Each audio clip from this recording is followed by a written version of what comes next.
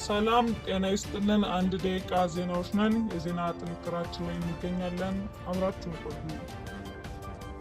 የፋኖ ኃይሎች በወሎ ቤተ አማራ ስትራቴጂክ ቦታዎች በመቆጣጠር አገዛዙን ጦር ከበባ ውስጥ ሲያስገቡት፣ በጎንደር አዲስ የውጊያ ግንባር መከፈቱ ተሰምቷል። በጎጃም በርካታ ታዳጊዎች በወታደራዊ አፈሳ ካምፕ በሌሊት መውጣታቸው ተሰምቷል። በወለጋ የአማራ ቤቶች በከፍተኛ ሁኔታ መውደማቸው እንደቀጠለ ነው።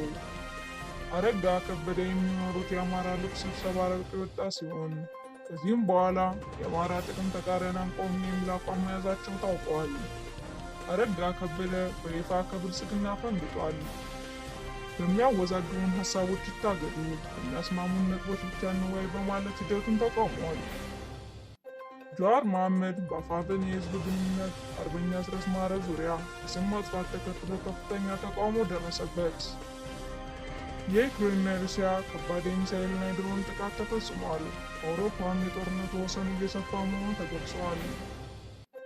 የዓለም የነዳጅ ዋጋ፣ የአሜሪካ የቦንድ ወለድና የጂኦፖለቲካዊ ውጥረቶች የዓለም የገንዘብ ገበያን እያናወጡ ነው ሲባል ተገልጿል። አብራችሁን ስለቆያችሁ እናመሰግናለን። መልካም ቆይታ።